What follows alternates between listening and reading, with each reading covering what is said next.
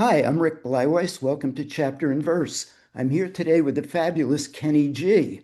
And Kenny is the author of his memoir, Life in the Key of G. Fabulous book, and we'll talk about it during the session as well as many other things. And if for any reason you don't know who Kenny G is, and I can't believe anybody doesn't know who Kenny G is, let me just tell you a little bit about him. He's sold 75 million records and been named one of the top 25 highest selling acts in America ever. He has the biggest selling instrumental album in history, Breathless. He is the biggest selling instrumentalist in history. His Miracles, the holiday album, has sold over 13 million copies and maybe even more by now, which is the most successful Christmas album out there. He's in the Guinness Book of Records for playing the longest note ever played on a saxophone at 45 minutes and some odd seconds.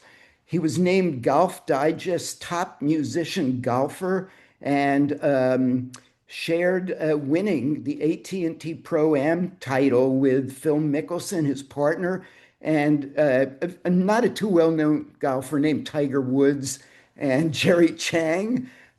He's an aircraft pilot who owns a seaplane, and he's one of just five artists to have a top 40 single in every decade since the 1980s to the 2010s, in good company with Michael Jackson, Madonna, U2, and Weird Al. So that's a pretty good lead in.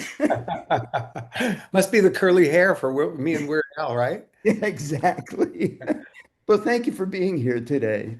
Thanks, Rick. No, it's my pleasure. I see a So lot of go ahead. albums on the wall there, so I can't read who they're from, but I see a platinum and I see a gold and a bunch of other really nice plaques. Well, like you, I was in the music industry for many, many decades, but mostly as well, started as a performer, but mostly as a producer and then a record level label executive. Huh. And they're just, I don't know, I just like looking at them occasionally and remembering what was. I have a few myself. I I bet don't you do. have them pretty often though. They're in my studio, so that's the only place. Actually, I have my Grammy, the one Grammy that I won. That's in my house. I'm in the house now. My studio's in another building that's on my property here, and which is great. It's great to have the studio here. Oh, yeah. I don't think I'd be as productive if I didn't have my studio right here in the house. Some artists they don't want the usually the mix of church and state, but they say that in terms of your business and your home life, for me it has to be the same. So I'm super happy. But I have all my plaques down there, and when I first walk into my studio, they're there, and I sometimes look at them and go, "Wow, those were the days." Because we don't sell records anymore. We don't see it's now streaming, and Oh, unless you're like a Taylor Swift and you have billions and billions of streams, it doesn't amount to much. And I always say a silent note to myself that I'm grateful that I was who I was. I still am the same person, but I had that success in the time when people actually had to go to a record store and buy yeah. the music in order to be in touch with the artist. And I don't say that just from the standpoint that I want to make money, but I'm sure glad that it happened during that time for me. It was a bonus. Oh, yeah, totally. And I'm about a decade older than you, but I sure remember walking into record stores and going into listening booths. And, Yeah. I mean, it was great. That particular action that you took, like you could be with somebody, it could be a date. You go Yeah. on a date with somebody. Hey, let's go check out some music together. Or it was, and I think that the artists, we had, there was more, well, this is obvious. There was so much more mystique Mhm. because we didn't know everything there was to know about that artist. We didn't know what Right. they had for dinner last night and what they said on somebody's phone that was captured in the middle of some sentence that makes them look good or bad. We don't know anything, but now we know everything. And so it's just not quite the same to me. I miss the romance of having the artist be mysterious to me. Yeah, I'm with you. I totally agree with you. I would say when I was growing up, I had no idea who any of the artists were as people. No, You knew them as musicians and that was and singers, and that was about it. You're right. yeah. I mean, to get a little tidbit, you'd have to buy the album, and then you'd read the liner notes that now the artist, would put so much care into every word that was said about how I felt about this or what I wanted to say about that. No, normally it's about like why I wrote the song or how it came to be and who's playing on it or a dedication to somebody that was important. And then you'd read about it and then let's see their address is in somewhere in Tennessee or what for me it was Seattle. It's like, oh, Right. they must live in Seattle. There's no way you know where the artists live. Now, I mean, you can just look up somebody's address and show up at their house if you want to. Right. Which is good and bad. I mean, that's one of the reasons Neil Young moved away from Southern California. Oh, He was getting bombarded by people just camping on his street. wow. Yeah, fortunately, I don't have that problem, which is fine. I always think that I have one of the best careers that you could have in this kind of business because it's super, as you said, by the accolades, and thank you for that. Again, I don't pat myself on the back, but facts are facts. But when you've sold as many records as I have, most of the artists that do that are these iconic, godlike figures that when they walk into a room, everybody's mouth drops and they don't know what to say. Me, it's like, yeah, I like his music. Yeah. And then they like might come up to me and say, hey, really like your music, or my dad and I used to listen when he was alive, or we used it for the birth of our grandchild, and it's like that's beautiful, but I'm not sought after as this human being that needs to be touched and pulled at and they want a piece of. I'm not that, which is really kind of great. Yeah. It's nice to have the fame without some of the negatives that come along with it. You're right. That's right. I'm perfectly comfortable going to the local grocery store or any grocery store and doing my shopping. And if somebody sees me there, I don't think they're that surprised. But if you saw somebody, let's just say if you saw Beyonce shopping, Yeah. you would go, why are you here? Don't you have somebody that can do that for you? You would be a little shocked. For me, they go, oh yeah, yeah. That makes sense. You know what? But that's a compliment because in some Yeah. ways you're the everyman to every man. You know, I mean, you're Well, you're I like you're like a next door guy. Well, I like, for me personally, my life is better when I'm in touch with real life. I don't like being in an ivory tower. Okay, sure. Sometimes I do like the special treatment. I love it at certain points, but mostly I don't want it because I feel more uncomfortable. And I'd rather just like I want to look at somebody, and if they're talking about how long the hold time is when you're calling Frontier to talk about your internet service, I want to go, I know, man. Can you tell me how long they, and rather than, oh, well, I never have to deal with that because I got people that do all that. So I like being the guy that knows, and that way you can connect with people empathetically because you can understand one's life. Now, okay, if they're talking about they're struggling to pay their bills, I Yeah, can't relate now. I used to. sure. I I did. try to remember, but it was a long time ago now, so it's hard for me to remember those days. So maybe I'm not quite as empathetic that I could be, but that's just part of growing. And, I don't apologize for it, but that's just reality. No, absolutely. Yeah. So, back in the late 80s and the 90s, when I was at Arista and then at BMG, I was working all your albums and singles. And the one thing I didn't know back then, which I now know after reading your autobiography, your memoir, and doing a little more studying on you, is the great sense of humor you have. And I'm not sure if that's necessarily what people associate with you, but I think it's fabulous. Well, thank you. I mean, normally what happens is that I never get to open my mouth.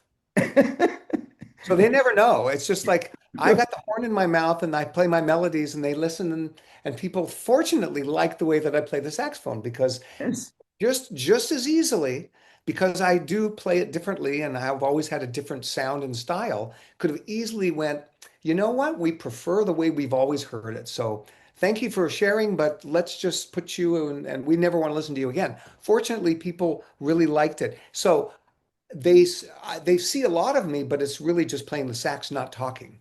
right. I get it. Yeah. So let's talk about the sax for a minute, because I know you grew up, as you said, in Seattle, And if I recall what I read about you correctly, uh, someone was on an Ed Sullivan show. Can you tell what prompted you to do saxophone? Yeah, well, that was just one of those moments. Just I was 10, and we were watching TV where, at 10 years old and at my age, we there was three stations on TV, and one of the stations had. I mean, we couldn't record a show, so you just kind of had to know that the Ed Sullivan Show was on Sunday nights at Right. 7, whatever. And so my parents obviously liked to watch that because that was the variety show that Oh yeah. every adult in the US watched. Oh And yeah. so they tuned in, and I was just sitting on, I like to always sit on the floor. I've always loved sitting on the floor. So I Okay. would sit on the floor, and my mom was on the couch, and we were watching. And of course, during the course of the show, they feature their big band or something, and I watched somebody play, and somebody took a sax solo, and I looked at my mom and said, "That looks like a fun instrument to play. I like to play that instrument." And she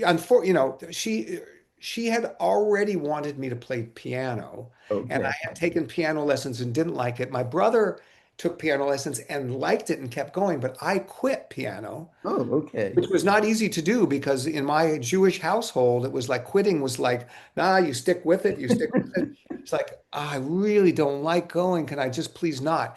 So finally, she let me quit. So I had a couple of years where I didn't think about music. So when I said I wanted to play the sax, my mom looked down at me in her typical, you're going to end up quitting.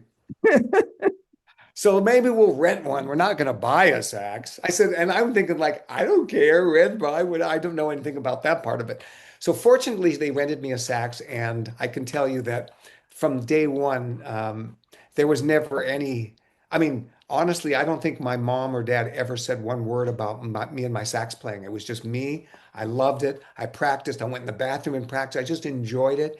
And they didn't say a word either way, like, "Hey, you're getting good," or "Can you tone it down?" It was just like, well, probably also because I was a middle child. My older brother got more of the attention. My younger sister, being the girl, she got a lot of attention. I'm under the radar, so I don't think really anyone cared what I did, which was great for me. So I understand that if I'm correct, that as a freshman in high school, you didn't pass the audition to be in the band, the school band or something. So is Yeah. that teacher kicking themselves ever since? Well, let's think about that. I don't know if the same, yeah, okay. So the band director's name was Charles Chin, Okay. A Chinese man. He was in charge of the band. So when I came on my 10th grade and auditioned, I had come from being in junior high, being the number one in my junior high, Oh, okay. I'm thinking like, okay, well, yeah, but there were a lot of other people coming from their junior high. So this junior high people, I don't know if you can relate to junior high, but it was Yeah, it's a middle school kind of in the middle of between high school and right, elementary. So you go in, and then all these other middle school guys, they were really good. It's like, whoa, better than me. But I had never heard them because, again, we're just living our own little world. right. And so then I didn't make it. So then the next year, because I decided that I didn't want to not make it and I didn't want to be not the best, I'm very competitive. I just decided, you know what? I think I'm going to do this thing that I heard of called practicing. It's supposed to make you better at something, I heard, so I start practicing, and little by little, I didn't really realize much until I went back the next year in the 11th grade, and I'm thinking, okay, God, I hope I can make this band.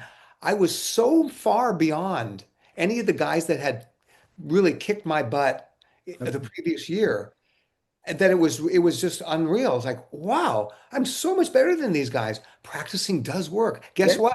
I think I'm going to keep doing that.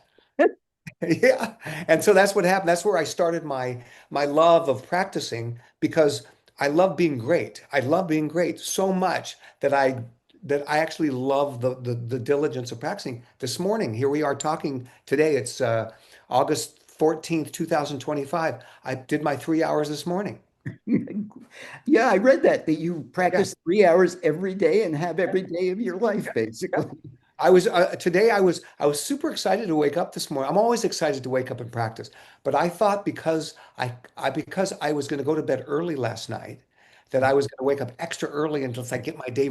And well, still this might be early to some people, but I woke up just before 7 and I started practicing about 7:20, 7:15. I practiced till a little after 10, so it's just not quite 3.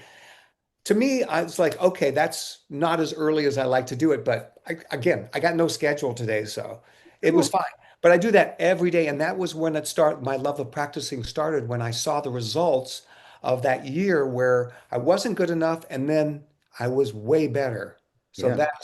but then I thought to myself, well, just another year of practicing and then I'll be better than anybody in the world. And you might have been. No, didn't work. But I tried, believe me.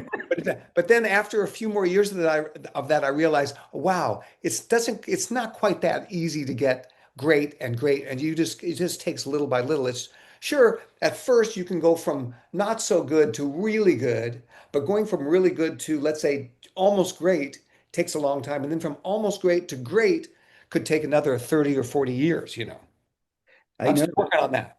So, so when I was growing up, I was a guitar player, and my parents were very encouraging. I was a rock and roll guitar player, and they were very encouraging. But they said to me, when you go to college, you need to study something other than music, so Yeah. you got something to fall back on if you need it. And I understand you studied accounting at UW. Is that correct?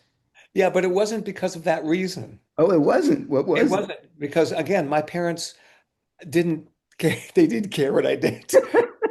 I got no instructions, other than you're going to go to college. There Right. wasn't like, hey, study this, study that. I want a doctor in the family. It wasn't any of that. I actually went to a music class and I was there for the 1 hour and I hated it. Just Oh, hated it. I thought, I don't really want to understand it the way that they're explaining how the chords work and the diminished fifth and the minor sixth. And I mean, I get that you could get that in your brain, but then I thought to myself, if that's the case, I'm going to think theoretically about why something works rather than I just like the way it sounds. yeah. I get it. Maybe maybe it doesn't pencil out right, but boy, I just like it. Yeah. So for me, that was what music was. So I thought, instead of that hour in that music class, I'm going to go into the practice room. So in college, I practiced like five plus hours a day in these little closets because I just loved it. And I thought, well, gosh, I got to graduate with something. So I took chemistry, I took calculus, I took French, I took whatever else I took. And at the end of 2 years, I had straight A's. I had not one B, straight A's at the end of 2 years. And I thought, I like numbers, not really into like going super, super deep into the calculus, even though I got A's in it, but it was hard. I thought, I'll just do something easier. I'll go into the business school and do some economics and accounting classes. That can't be that hard. And it wasn't. So that's what I did. Well, and for those listening and watching, Kenny graduated Phi Beta Kappa and magna cum laude. So you Yeah. did pretty well. Yeah, 3.96 grade point average. I got a couple of, well, they changed the whole grading system at that point of time from A, B, C, D, E to 4.0, Right. 3.9. So we couldn't, so when you had all A's, you had 4.0. Yeah. But if you got a 3.9, you can't have a 4.0 anymore. And it pissed me Right. off. Yeah.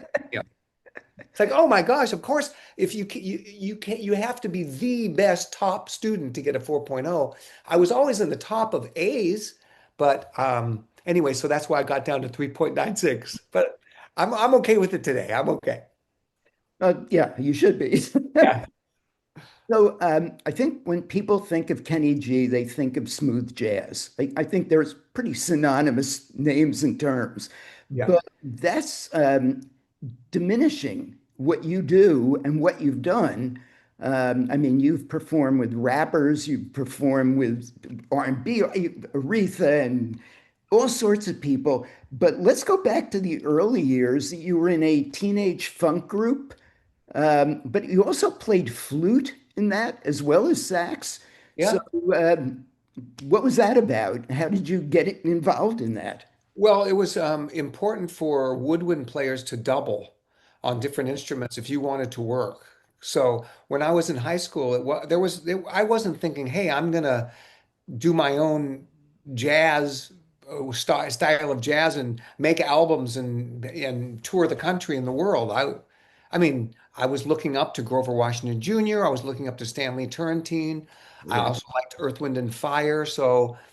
Um, so there was a band that was a funk band in Seattle that would just play gigs around Seattle, and we did that. We did some gigs in all the clubs, but there was mostly it was a black group except for me, and the black groups couldn't play in certain clubs. That's Right. just the way it was. Not that they couldn't, they just weren't hired. Of Right. course we could, we could. Right. Uh, and there was a white group playing the similar music. I don't know if you remember this. You're not from Seattle, though. I don't think No. originally. There was a group called Big Joe and Push. That was the name, Big Joe and Push. We were cold bolden together. Oh, We okay. were the power of rock and soul. Okay, cold bolden together. Big Joe and Push was this all white band, and Big Joe was big. It was a guy named Joe. He's like 380 pounds, Well, sang so super soulful. And Big Joe and Push, they played in all the clubs, not the black clubs. They played in all of like the white clubs that were paying well. The black clubs didn't pay well, but that's where we did our gigs. And so Big Joe would often say, "Hey, to me, come sit in with us." So I would, and then he would say, "Hey, you need to be playing in our group because and- money's way better and the club's way better." And I go, "Joe, I love you, but I'm happy with my group. I just love my group." So, because I was not doing it for the money by any means, Rick. I mean, I would never, I actually really never did music for the money. Um, so that was what was going on then. It was a really fun time. And besides that, because I went to the University of Washington, I did play in the jazz band. It's not like I didn't do any music. I just didn't want to study it. And the leader of the jazz band in college was a guy named Roy Cummings, and Roy Cummings was the guy to hire musicians to play when big name artists would come to town. So Sammy Davis Jr. came to town and they want to put a big band together. Well, you better play clarinet, you better play sax, you better play flute. So that's why I did the doubling. Oh, okay. So Yeah. how did it go from there to Barry White's Love Unlimited Orchestra?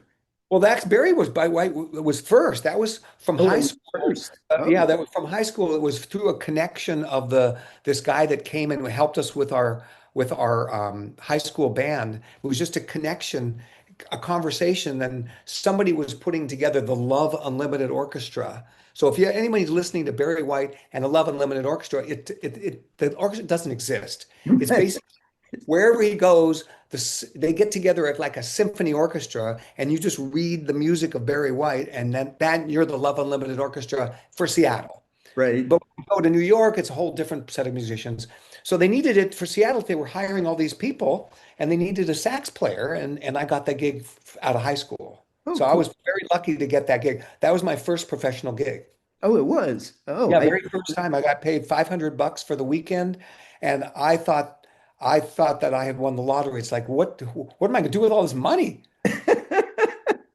Yeah, I could believe that. $500 in 1974 was a lot of money, man. Oh, yeah. So Yeah. I read somewhere that you have asthma. Is that accurate? No, No. Okay. not Then I read it somewhere wrong. Me too. Me too. I've read it wrong too. Yeah, I've tried to correct it. It's in Wikipedia. I've tried to correct it. It doesn't let me correct it. So I'm thinking that maybe But I said we'll you should. just I should know. It's me. I should know, but I don't. should know. No. So I read somewhere also that Clive Davis signed you after hearing your version of Dancing Queen. Not true. Okay. Not Boy, there's a true. lot of misinformation about you out there. Yeah. So how did it happen?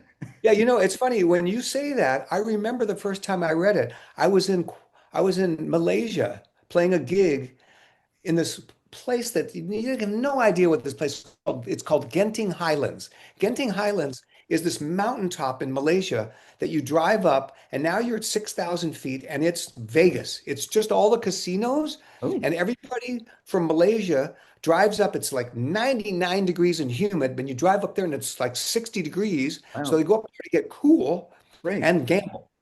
And so they have a place to play up there. And I was up there playing, and in my hotel room there was a magazine with my picture on it because I'm playing the gig at the producer Right. at the whole place. So I started reading the article about me, and I read that Clive Davis signed me because of this song Dancing Queen. I went, that's not true. I was where so that's the first time I read that. And then I started to try to research it. And again, it's in Wikipedia. And I said, and I tried to like locate hey, how do I change? I'm trying to change something and it just doesn't work. So that's what everybody thinks.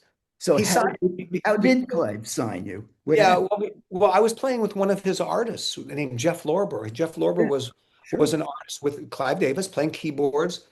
He was like a cutting edge jazz fusion Yep. piano player, great musician, like phenomenal, and doing music that no one had ever heard before, like this fusion Yeah. of traditional jazz and soul. So he had all these jazz licks, but he was doing it in a soulful way, and he wrote these really nice tunes. Very talented guy. And I got the gig with him because he was in Portland, Oregon. I was in Seattle, and we found each other. And after 4 or 5 years of Jeff Lorber, Clive had seen me over and over as Jeff would come to New York to perform. He'd have his group. Right. I'm featured all the time because I'm basically the sax soloist, so I play a lot of solos all night long. Clive, after 5 years, said, Kenny, I think there's a market for your style of sax playing. Would you like to do your own solo album?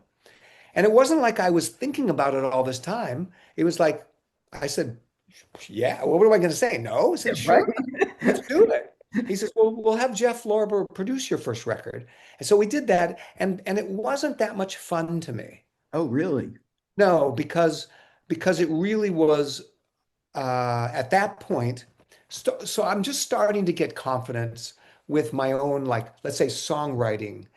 As far as producing, it was always me just playing my solos and letting Jeff, obviously it's his group, he should do whatever he wants. Right. He would make all those decisions. But now that it's my album, I'm thinking, well, I like that better than that. And I would get overruled by Jeff, not because he was doing anything wrong. He's just trying to be a producer and saying what he feels. So I thought, okay, if I'm going to make my own albums, I really should be more in control. So after the first record did okay, I did this a second record and I didn't do it with Jeff Lorber. You produced it yourself? Well, I still wasn't given that authority. So Clive put me together with this R&B producer named 𝐾𝐨𝐶. Oh, yeah, I remember Kashif.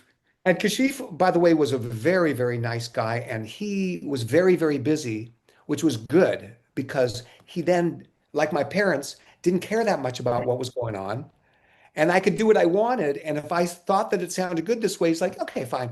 And then I got like co-producing credit and mainly I got confidence that, okay, if I'm making these decisions and someone like 𝐾𝐶 is saying, cool, that's fine, then I'm thinking, okay, then I must not be that, I'm not that bad. Yeah, You no, know, you're on the mark. I'm on the mark enough. So that gave me more confidence. And that's kind of how I started thinking about like writing my own songs and doing it my own way. And that was a big moment. Doing it with 𝐾𝐶 was a big change for me. And so I really thank him. He's not alive anymore, but Yeah. that was a wonderful time period for me. I spent almost a year in New York, just Oh, really? yeah, working with him. Mainly waiting around for him, to be honest. But he was so busy. Like he was so flaky, so flaky. Like, hey, let's work Wednesday at 2 o'clock, and by the way, no cell phones or anything like that back then. So Yeah, I, right. I went to the door, knock on the door where I'm supposed to be at 2 o'clock on Wednesday, and at 6 p.m. I've stood there for 4 hours, don't know anything about anything, and then go back to wherever I came from, and then I don't hear from him for another couple of days, and there's no like, hey, sorry about that. It's like, okay, see you tomorrow at 4.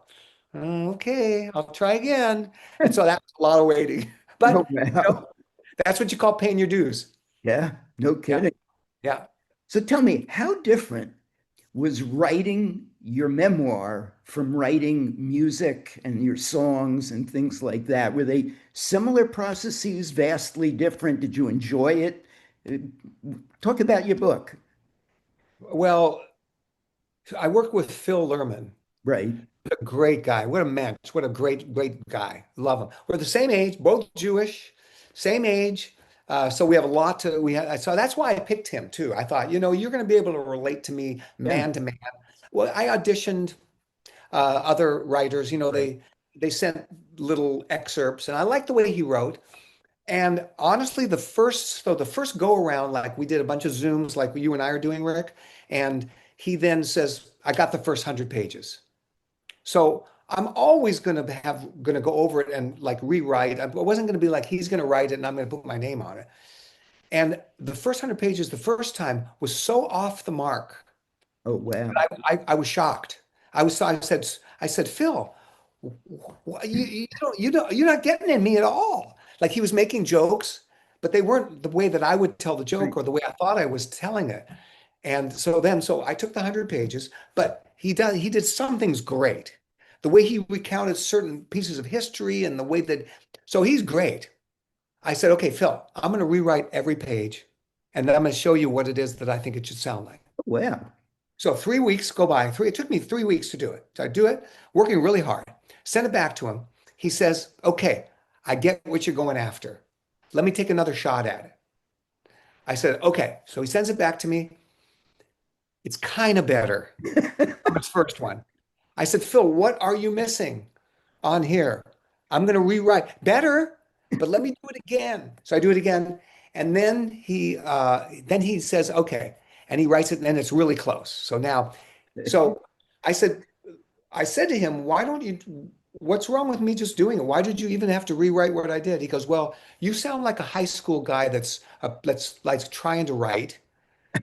And I think you want to come off a little more sophisticated than that, don't you? I go, I sure do. He goes, well, I'm just telling you that the way you write, I get it, but it's kind of like amateurish.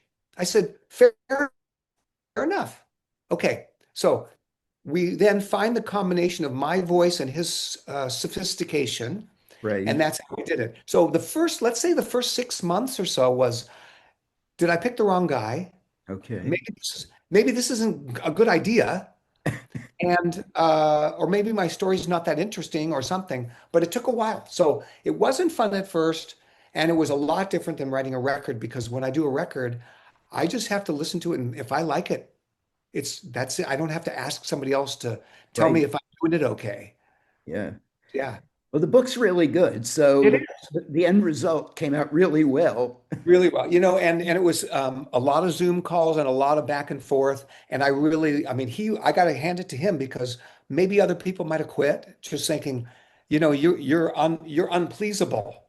I think I'm nailing it, and you're telling me I'm not nailing it. But he was super open to trying to do it. It's just like telling like little jokes. And the way he did it, I said, Here's how you do it. Here's how I do it."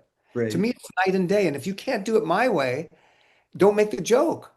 And then he goes, "Okay, I get it. I get it. Okay, I get that." So it was really a lot of it was the humor of how to say something, the way that he did it. Well, he's from New York, so he so he's coming across a little harder Okay. edge than my West Coast smoother joke telling.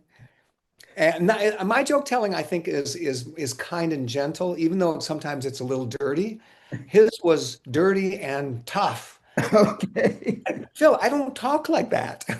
He goes, yeah, but it's funny. I said, no, but not to me, not to me. So Well, we worked on that. We worked on that.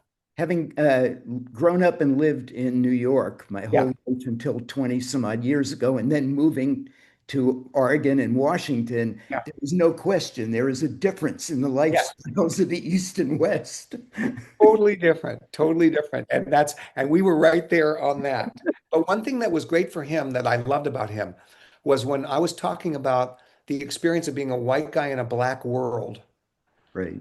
the way that he voiced it was I could have never written it like that. And for that alone, the book is so much better. Just the way he talked about how I would go into the black clubs and I'd get the nod from the black guys and I'd nod back. And the way he put it was like something like the nod wasn't that we both share the same experience. The nod was the black guys, are letting me into their world and they're acknowledging that I'm cool enough to check it out. I'm not one of them, but I'm given a little door open to like see what's going on and kind of be a part of it, but I'm not really one of them, but I'm not feeling alienated either. It was this thing, the way he wrote it, and Yeah. that's exactly right, because I was in that black world where I would be playing at these clubs and I'd invite some of my high school friends and they go, we're not going down there.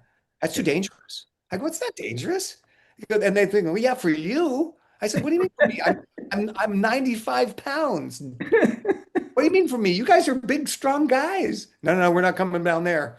It's like, and I couldn't almost, I didn't understand. I understood it enough, but I thought they were just being like too, I mean, the scene between the black world and the white world in Seattle was a tough scene. The black community, it's tough. It was tough in there. Lots of fighting, lots of knives, lots of guns, Wow, I but didn't do that.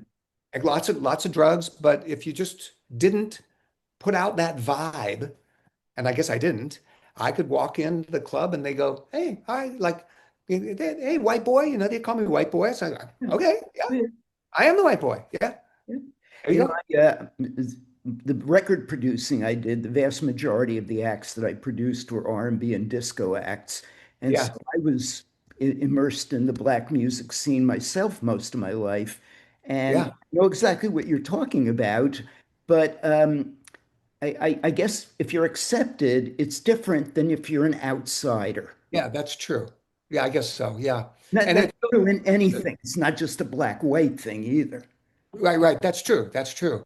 But I think that being accepted is also you can get to that point if you're. I think it's like there's a humbleness that you have to go into the situation with. Yeah. You can't be. I mean, you could be a little bit intimidated. That's actually okay. You can be a little scared. You don't want to come in with a bunch of bravado. You don't Right. want that, and you don't want to come in trying to be part of it. Like I had like the school I went to because it was so interracial. There was a lot of white guys that tried to act black. Okay. I know that's probably not a good way of saying it these days, but I'm No. just saying the way that things were back then. And those were the guys that the black guys didn't like. Yeah, I bet. Yeah, Yeah. I can Yeah. understand that. Yeah, I'm sure. I know you can. If you were in that world, you Oh get what yeah. I'm. Yeah, one time, I mean, if you don't mind me throwing an anecdote out, Oh, uh, please. one of the acts I was producing was playing the Apollo Theater, and my co-production partner and I, he was also white, we went to see them, and we were the only white people in the audience, which Great. was fine, except that the comedian who told jokes in between the acts, every joke he did was sort of at the expense of the white man. And Yeah. every time he'd tell a joke, the entire theater would turn around and look to see how we were reacting. And that was what was uncomfortable, not just being among people who were different than me. True, true. Well, you know what? Hopefully he was funny because if he's funny, He you're was, laughing. he was totally funny. We were laughing our butts off. Yeah.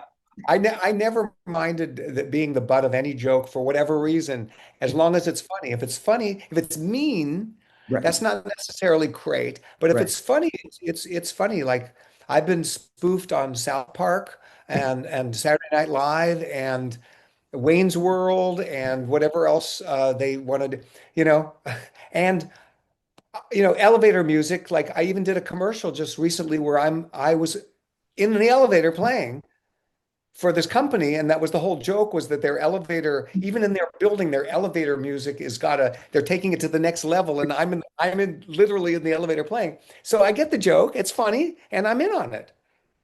No problem. I like it. Well, from what I can tell, you really go along with things nicely. I mean, one of the things you were talking about, didn't you play a janitor in one of the things, a Saturday Night Live sketch or something that they Oh sent yeah, that you? that was with let's see, it was a Michael Bolton sketch, and he was doing something, and then Andy Samberg played me.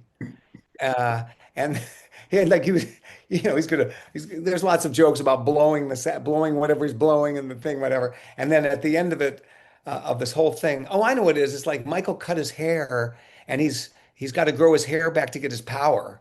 Oh, That was the whole thing. That was the whole spoof of this particular set. And then they just wanted me, since it's me, to be at the end of then I'm just like sweeping, and then I look over and go, assholes or something like that. Whatever I say, it's supposed to be funny. It was okay. It was okay enough. It was to me, it wasn't super, super funny, but it wasn't bad. well, It wasn't bad. the fact that you can make fun of yourself and join in these things is not what everybody that's famous can do. That's true. That's true. Most people are a little fragile when it Yeah. comes to that. I've never had to worry about it. because for me, it's just about my sax playing. Like if I'm practicing, I don't care what else happens. You think and make fun of this, make fun of that, whatever. But if I'm practicing and I'm staying on top of my skill level, that's all that I care about. So talk to me about China and going home. When I first learned about that, I went, wow, this is different. That's not your Yeah. everyday experience. Yeah, well, that's been that way since the 80s. So we're talking 40 plus years of this song being in the heart of the Chinese country. So, hundreds of millions of people hear that song every single day. It's it's the end of the workday song. It plays out of the loudspeaker, and the government runs everything. So when Right. it's time to go home, let's just figuratively, somebody's pushing the button, 5 o'clock, boom, there goes Kenny G going home. Everybody hears it and goes, okay, let's pack up. And that's what happens. Do you have any idea how that started? Who discovered it and made it happen? I don't, but literally they took the name of my song Going Home, literally, and they made it to about that. I mean, the first time I went to China was like 1985, and Budweiser was my sponsor there. So we did this big tour. Um, Back in 85, I think we were maybe the first or one of the very first non-Chinese groups to go to China to perform. Right. And it worked out well because the Chinese government had no problems with me because I didn't have any lyrics that were controversial. Right. So it was like, sure, play all you want. Just don't say anything about the government. I was like, what am I going to say? I don't have much to say anyway. So I did the gigs, and they just loved my music over in China, and so somebody must have figured out that song, and Yeah, it was probably a government official, because they're right. really, and I've met plenty of government officials. I've gone over to their homes and taken pictures and whatever you do when you play a gig there, and it's like, the mayor of this particular prefecture or whatever they call it there would like to province would like to say hi to you. And is this something I have to do? Yes. Okay, then fine, let's go. Let's go. China's a different it's a different animal. It really you can't you can't like the problem a lot of Americans have is that we think that we're right and we think that they're wrong, and that Right. when we go over there, we want to show them what we're right and wrong, and then what they're wrong about, rather than you're over there, it's their country, really, just Yeah, go, just kind of go along with. I mean, you're not going to go along with something that's going to hurt people, but you right. go along with whatever it is that you. So if they don't want you to play a certain song, You don't play it. just don't play it. Yeah. If they don't want you to talk about certain things to their Chinese people that they are in charge of, and that they would literally tell them what they can listen to if they don't like the news, you don't hear the news that day. Oh, no, no news today. Okay. No news today. Great. Yeah, I mean, there's websites, you try to go on this website or whatever it is over there, you can't get on it because they don't allow it. Okay. No, I mean, I'm sure people get around it, but just Yeah. in general. So that's all. You just go along. It'll be as simple as I'll give you an example how it works. I'm in the middle of one of my concerts. The weather outside is not good, and I'm playing my concert. Everyone seems to enjoy it. And out of my peripheral vision, I see somebody walking on stage. It's like, whoa, what's going on here? Because I'm playing to the audience. I look over. It's a lady in a government uniform walking towards me in the middle of my song. Okay, well, okay, all right. So I find a place to figure out how to stop playing. Or actually, I don't even think I stopped playing. I think I was still playing. She whispers in my ear, or not whispers, she says to me, weather outside bad. Concert over now. Okay. And I looked at her, I went like this. And then I looked at my keyboard player and gave him a special cue. And then the whole band, we hit the last note, and then I say, good night, everybody. And then you hear a little announcement. There's no, oh. It's like they look up, they hear the announcement, everybody gets up and in order walks out as if that was a great night. And that's just what happens. And I'm thinking, we didn't even get, halfway through the concert, but that was that. And that's what you do in China. And that's just fine. And everybody's happy. So you can't just go, I'm not stopping my show because of the weather. We don't Right. do that around here. You do not say that kind of stuff.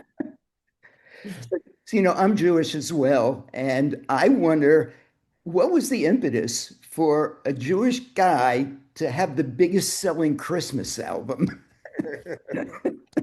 Isn't that funny? It is. Well, we would as a kind of as a lark during my concerts, I would play White Christmas.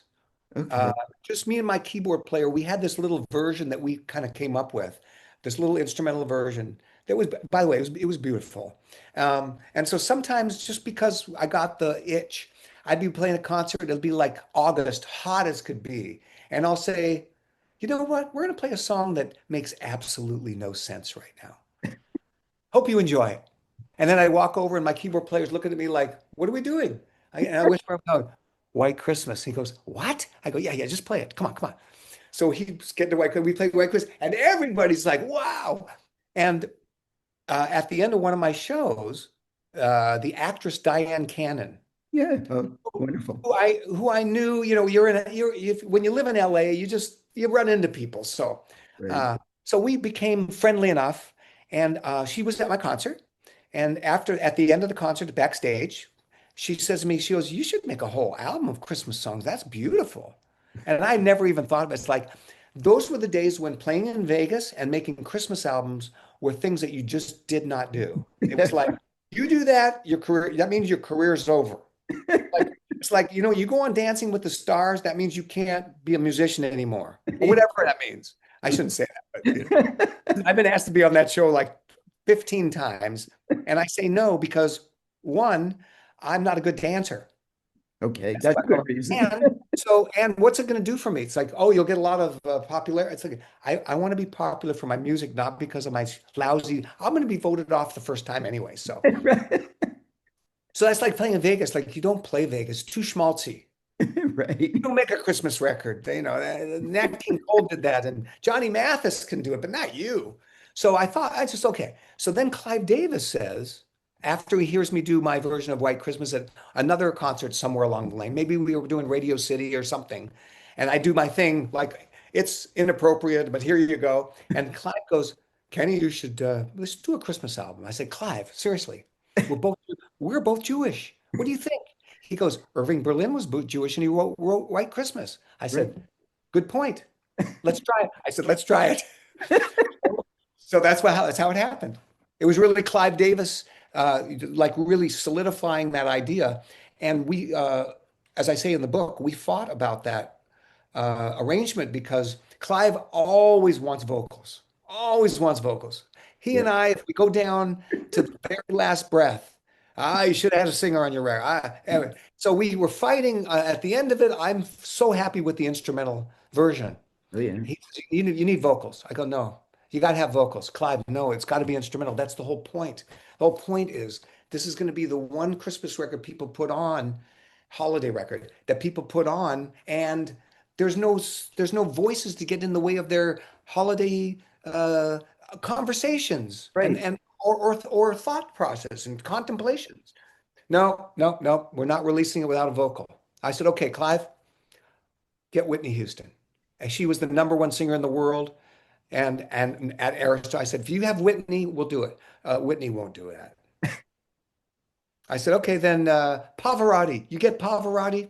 I'll do it. "Nah, I can't get Pavarotti." I said, who can you get? And he names the third tenor that I can never remember the name of the third tenor. It was Pavarotti, it was Placido Domingo, and Herreras. Carreras. So he names Carreras. And I'm thinking he's saying 𝐾𝐨𝐧'𝐭, like the baseball player. He says Jose. Carreras. I go, the baseball player? He goes, no. Like that. You just picture all of that stuff happening. I said, Clive, I'm not taking the third tenor. I said, okay, get Barbara Streisand. I can't get Barbara Streisand. I said, okay, Clive, we're at an impasse. It's October 1st. We've got to release the record in a week. Right. What can I do? He goes, this is what he says. Kenny, if you insist it's instrumental, it's too long. You've got too many songs. You got to take a couple songs off. And I'm just telling you, you're going to make the biggest career mistake you've ever made. But it's your career. That's Clive. You know Clive. Oh, yeah, very well. Oh, he would which I love about Clive is that a lot of times he loves his artists like family, loves them. So he Absolutely. cared about me. And he Yeah. and he was saying that he wasn't trying to be mean. He's saying, you're going to make a huge career mistake if you do what you think is right. And I said, Clive, let it be then. Let it be that career mistake. Let's make it instrumental. So it comes out and it sells like that month and a half, like three or 4 million in that little time period. So, and then let's say a couple of years later, it then solidifies as the biggest selling Christmas record in history. So Yeah. I go up to Clive, I'm going with my chest out and say, Clive, come on now. We fought about it. I did what I thought was right. Yeah. You got to admit now that what I said was right. He goes, no, he would have sold more if he would have listened to me. I'm interviewing Clive next month. Great. Yeah, I love Clive, but you're right. His dedication to his artists. I've Yeah. worked with a lot of record executives, big Yeah. ones, and nobody has ever had as much dedication to his artists as Clive. Yeah, I mean, I've gotten to know him very well, obviously, in these years. And he lost his parents very early on in his life. You know that he was Yeah. raised by his aunt or something like that. So for him, whatever family he has is so important to him. And his kids and his artists are like so like family. Like he cares so much. And for me, it was I didn't want him to care that much because I didn't.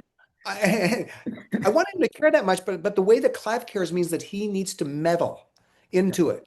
So he needs to put his fingers in there and say, "Oh, Kenny, you know what? That song's got too much drums." Like, Clive, just leave it alone. It's not that big. No, it doesn't matter. No, no, no, no, no, no. No, you need this, you need that. And he won't let go because he cares so much. And for me, that became Yeah, not fun. And so I always had to find the balance of when am I going to fight him and when am I not going to fight him? got it. Yeah. So, how about golfing? When did you get into golfing? And I would imagine, were you starstruck by Tiger Woods and people like that, or was it just they're people? I mean, Well, by the time I met Tiger Woods, I already had my success in music, so I wasn't intimidated. It's like, okay, you spent your life doing that and getting great. I'm good at golf, but I'm actually pretty good at golf. You're nowhere near on the saxophone what I am on golf. So I was already ahead of him. So not intimidated at all. Not really. Because yeah, I just, and I was a good golfer. So I was holding my own. I won my club championships a few times. I won that tournament that everybody plays, the AT&T, with right. Phil Mickelson as my partner. Um, and shared that with Tiger Woods and his partner, 𝐤𝐿, which was very, very, I mean, that's almost as big as you can get in amateur golf. Yeah, So it was just, it's another one of the things that I applied my practice makes perfect, even though you can never get to perfect. I applied that and I got really good at golf. And these days I don't play much golf because I'm just working too much and I'm traveling and I hardly play golf anymore. oh, And because it's too hard now to stay that good. yeah, It requires too much time, and I actually don't want to put the time in. I know I could be, so I've already done it. So I've already proved it. right. But to stay there means that I've got to give up a lot of time for other things, and I just don't want to do that anymore. Okay. So Yeah. now I understand, unless I've read wrong again, that your son Max is a guitarist in a metal band. Yep, that's true. And how did it happen that he went to metal? Did he just reject smooth jazz, or No, I don't think it was a rejection. He started on the sax, oh, actually. he did? I told him, I said, if you play sax, you got a pretty good teacher here that I can show you some things that no one will ever tell you how. That's Because I'm right. not going to tell people exactly how I play the saxophone because I don't want to. Figure it out yourself. But for you, Max, my son, I'll tell you anything you want to know. But he didn't love it. And he just always really loved heavy metal music. He loved it. Some of his friends were into it, and he just kind of got into it from being around his friends, and he just loved it. And that was his thing. And but the metal guitarists are they're very virtuosic. Oh That's yeah. not right. They really can play. You as a guitar player, those guys are fast. Oh yeah. They call it shredding in that Yes, they language. do. And so the fact that he wanted to become a shredder was great. It just means practice and get really good. And he's done that. So that I'm happy that he's dedicated himself to becoming a really good musician. Oh, good. And but as far as a career, the problem is that and I tell him this, don't compare yourself to me. It's seriously, it's not that I'm that much better. It's just that there's a lot of little fairy dust, lucky time things that you can't put your finger on that happens. So don't try to think that, oh, I'm going to have a career like my dad, but just do what feels great to you and get really great. And if you get really great, you'll do well enough and that'll be a great life. You're right. You're You absolutely don't have to be world famous and make zillions of dollars to prove that you've got a great life. I never did it for that reason. If I wasn't that well known, but I was still able to do the music just the way that I do it now, I'm great. I'd be super happy. So one of my favorite parts of your memoir is recounting your experience at the White House with Clinton. Can you Yeah. talk about that a little for people who haven't read it yet? Maybe it'll make them go, "Oh, I want to buy this book." Well, yeah, not that many people get to go backstage at the White House. Yeah, you're right. Just think about that. Think about backstage. If you ever been backstage at anything, so you see how things work when you're inside. There's a show, and then there's backstage. Like if you're at like the Paris Fashion Week. If you just sat there and watched the models come out, wow. But if you went backstage, you'd see clothes are getting ripped off and makeup's been done and hair's this and zippers and you go, well, that's very interesting how that works. Well, I didn't know that. So when you're backstage at the White House, you got like I saw Hillary Clinton with her glasses on, like fixing some books in this bookshelf. Hey, Hillary. Hey, Kenny. Nice show last night. Thanks. See ya. Yeah, yeah, see ya.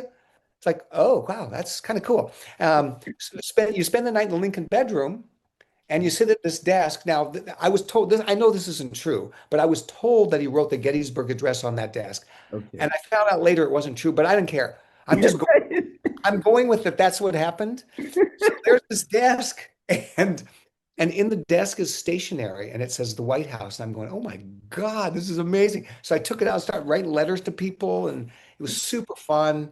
And I'd say I put 100 of those blank stationery in my suitcase to leave. And I know I wasn't the first. So but I did that. But just watching it all happen and just getting Clinton giving you a tour of these rooms and these artifacts and this and that, super fun. And you know what? It wasn't intimidating because when you get good enough at something that you're at a level, you don't have to let yourself get so intimidated because if you do, you might not perform your best. So for me, it's always about the performance. So it's not like I don't want to, sure, you're sitting next to Madeleine Albright, the Secretary of State, you're chit-chatting with this governor, and you see, wow, I saw you on TV. I've seen you everywhere. Oh, there's the President of the United States. There's the president oh, wow. It's like, oh, how am I supposed to play? You don't want that. No. So you go, cool. Now let me do what I'm here to do. And I get into my zone and it's great. And just doing that is the greatest. That's the great part for me with that whole experience of just knowing that I could be in that environment and still deliver without like my keyboard player, I love him, Robert, but he gets super nervous. So he takes some sort of a thing that calms him down. I don't have to do that. And I see he's nervous. And so before we're getting ready to play, I say, hey, bro, listen, just look at me and we're pretend we're playing for nobody out there. Right. It's for us. Try to impress me. And I'm going to try to impress you. Right. And then worry about whatever anybody said. Maybe they're not going to pay attention. Maybe they're not, maybe they might politely applaud, but they're just thinking or they're talking. Don't even worry about what they do. But it was great.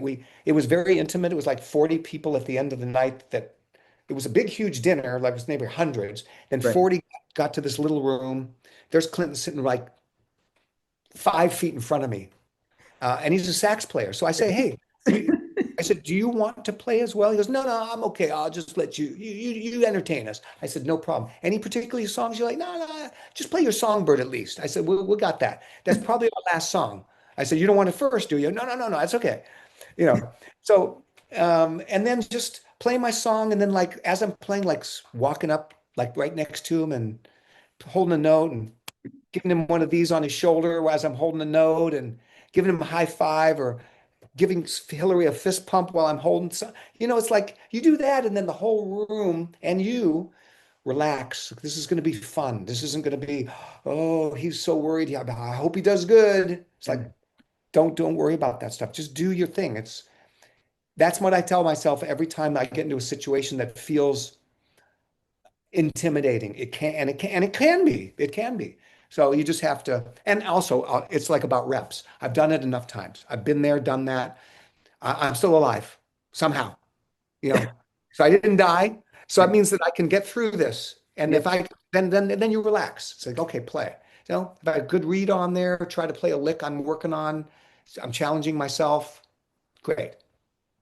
What advice would you have for people in general? I Yeah. know you care about self-confidence and motivation and things. What would you like to communicate to people?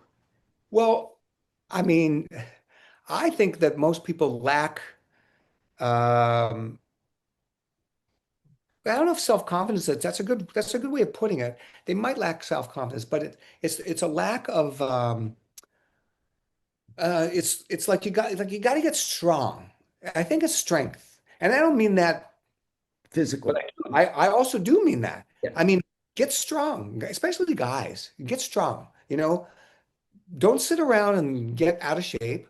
You know, you got time if you have time. If you have time, do some push-ups, do some Right. sit-ups. What do you want to get good at? Do you want to get good at the way you talk to your wife? Maybe you just don't, maybe you don't, you're not a good communicator. All right, work on it. Work Mhm. on it Yep. and experiment. And then little by little, it's all about the reps. So you do it and you're going to get better and better. Like in high school, like I said, I did my reps and I got so good compared to everybody else. And so in life, what I like to do is I like to get good at stuff because it makes me feel stronger. When I feel stronger, I feel very, very content. I can walk into a room and just be content. Like, hey, sometimes what if you feel super uncomfortable if you're in a room and nobody's talking? Well, Right. put yourself in that situation and then just sit there and go, all right, this is really uncomfortable. Well, why? And then some point you'll walk into a room that's silent and you're going to feel just fine just sitting there silent. And that'll be great for you and you'll have that confidence. So I think that's what I would say if just and no matter what you're at, whatever you're doing, if whatever your job is, if you don't love your job, it's harder to want to get great at it. That's Yeah. true. Yep. Very much harder. So listen, and everything I say, I don't want to sound like that guy that's like, well, it's easy for you. You don't have to get up at 8 in the morning and go to a, that's true. So some things are easier for me. Yes. But also wake up and work really hard at something that there's no like when you work an 8 to 5, at 5 o'clock, you can turn it off and you can just do whatever you want. Mine's always there. Mine's always there. I never get to turn it off. So I'm always thinking like, how can I get better? What do I need to work on? What do I need to do? Um, so just it's about the reps. It's about the reps. Mhm. And I think that if people weren't lazy about it and weren't afraid to not be great at something at first, Right. I've worked really hard at how to talk to my two boys. I work really hard at it because we sometimes get into conversations and they just go downhill. Not often. It's like, Right. wow, what? And then I was okay, what happened there? What Hmm. happened that went wrong? And then try to figure it out. It's like, okay, next time. And then you try something and then you figure out. And like now when I talk to my boys, it's super great. We have great conversations. And that was important to me and I wanted to get good at it. So, that kind of stuff. I want to get good at making a drink, a certain drink that I might say I want to make that's good.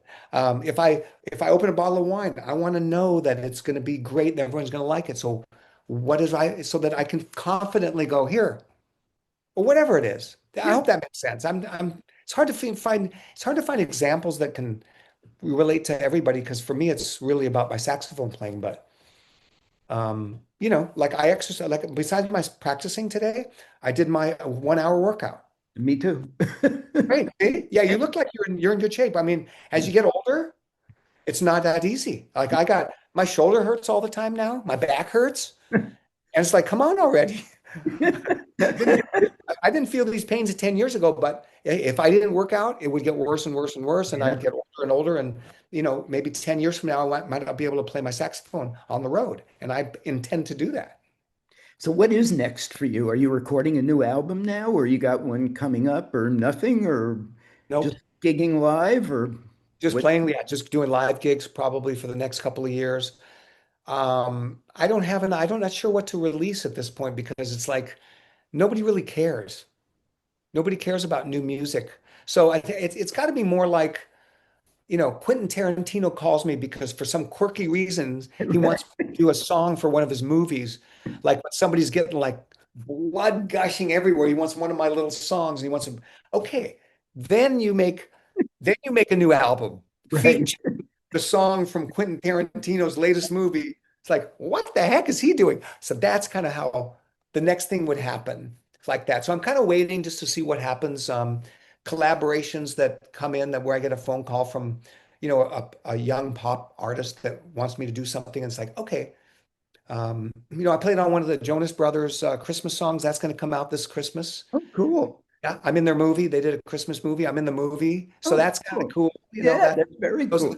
that's really cool. So what's next is just practicing and getting on the road and yeah, just trying to do it better, trying to like make my schedule a little bit better because I think maybe I might be playing too many gigs a year now. Maybe I need to play a few less. I don't know. I gotta find my sweet spot. And Yeah. it's always the sweet spot's always moving. So I'm constantly trying to find the sweet spot. Well, maybe you should do a Hanukkah album. I would if I thought it really meant something. I Like, know. look, if Israel called me and said, "Hey, we really need some peaceful kind of right now at this time. Yes. You're the guy, and the whole country wants you to do."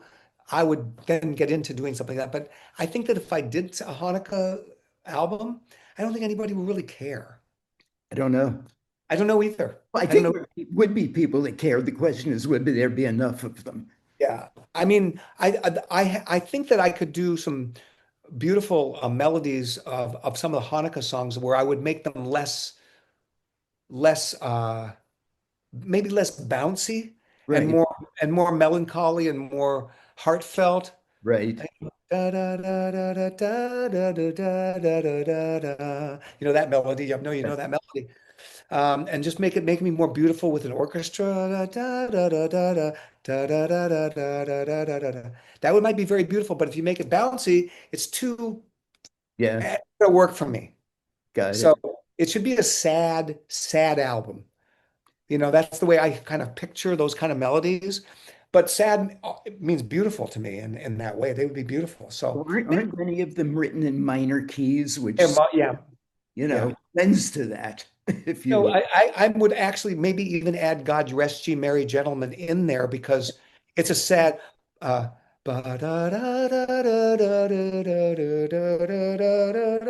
mean that sounds like a Jewish melody. Does.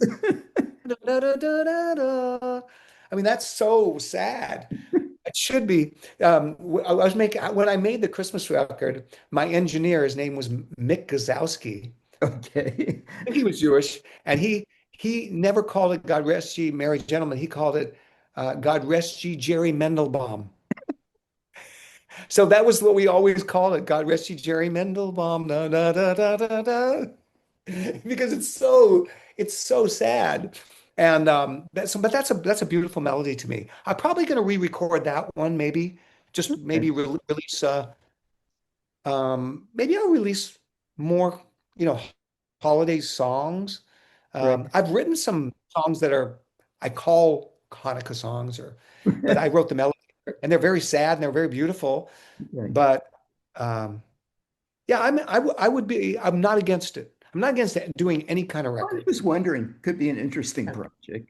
So, is there anything I didn't ask you that you would like somebody who's watching this to know about you before we wrap up? Or do we cover a I don't lot? know. If they made it through this long of an interview, thank you for that.